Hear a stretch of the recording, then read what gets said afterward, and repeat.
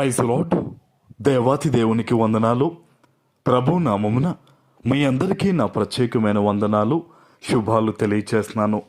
ఈ దినము కొరకు ఏర్పాటు చేయబడిన దేవుని వాగ్దానము మలాకీ గ్రంథము 3వ అధ్యాయము 11వ వచనము.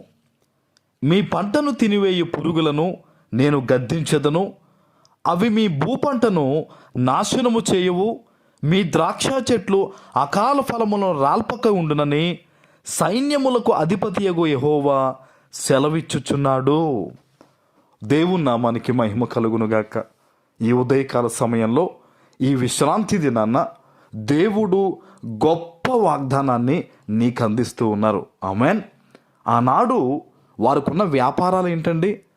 వారు ఈ ద్రాక్ష చెట్లు లేకపోతే ధాన్యము ఇటువంటి వ్యాపారాల మీద వారు ఎక్కువగా బ్రతికేవారు.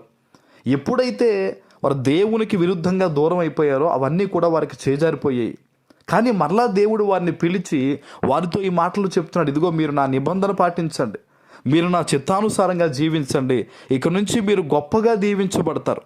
మీ పంటను తినివేసే పురుగులను నేను గద్దిస్తాను, అవి మీ భూపంటను ఇంకా నాశనము చేయు అనే మాటను మొదటగా దేవుడు చెప్తూ ఉన్నారు. మరి ఈరోజు నువ్వు ఒక ఉద్యోగం చేస్తూ ఉండొచ్చు, కానీ ఆ ధనము నిలవట్లేదేమో. ఎంతో సంతోషంగా కుటుంబంతో ఉండాలనుకుంటున్నావు, కానీ సంతోషంగా ఉండలేకపోతూ ఉన్నారేమో. అపవాది మీ యొక్క సంతోషాన్ని తినివేస్తూ ఉన్నాడేమో, నీ కష్టార్జితాన్ని తినివేస్తూ ఉన్నాడేమో, నీకు ఆరోగ్యం లేకుండా వాడు చేసేస్తూ ఉన్నాడేమో. ఈరోజు ఈ వాగ్దానం దేవుడు నీకు ఇస్తూ ఉన్నాడంటే నీ పట్ల దేవునికి ఒక ప్రణాళిక ఉంది. ఏదైతే ప్రభువా ఇదిగో నా జీవితంలో ఇది లేదు అని నువ్వు బాధపడుతూ ఉన్నావో, దేవుని చిత్తానుసారంగా అది 7 అంతలుగా దేవుడికి ఇవ్వబోతూ ఉన్నారు. హల్లెలూయా. తన బిడ్డలకు ఇచ్చు విషయంలో దేవుడు ఏమాత్రము కూడా ఆలోచించే దేవుడు కాదు. సంతోషంగా దేవుడు ఇచ్చు దేవుడు అని, ఇచ్చుటయందు ఆయన ఆనందించే దేవుడు. ఈరోజు నువ్వు అనుకుంటున్నావు, ప్రభువా ఇదిగో నా పంట, నా కుటుంబం అనే పంట, నా వ్యాపారం అనే పంట, నా ఉద్యోగం అనే పంట ఇదిగో అపవాది తినివేస్తున్నాడయ్యా, నాకేం మిగులు లేదు, ఏ సంతోషము లేదయ్యా అని నువ్వు అనుకుంటూ ఉన్నావేమో. ప్రభు చెప్తూ ఉన్నాడు, మీ పంటను తినేసి ఆ పురుగులను నేను గద్దిస్తాను, మీ భూమి పంటను ఇంకా అవి నాశనం చేయవు. ఇంకా దేవుని మాట ఈరోజు నీ ఎట్లా ఇది విడుదలవుతూ ఉండగానే మీ జీవితంలో ఉన్న ప్రతి విధమైన అపవాది కూడా పారిపోతాడైనా. హల్లెలూయా. తర్వాత మీరు చూస్తే మీ ద్రాక్ష చెట్లు అకాల ఫలమును రాల్పక ఉండునని. గుత్తులుగా కాచిన ద్రాక్ష తోట సడన్గా ఒళ్ళిపోయినట్టు అయిపోయి ఆ తీగలు ఎండిపోయి ఆ పళ్ళు రాలిపోయినాయి అనుకోండి, ఎంత బాధ అండి. అలాగే చాలామంది జీవితాల్లో చాలా దుఃఖ దినాలు ఈ మధ్యన అనేక రకాలుగా బాధపడుతూ ఉన్నారు.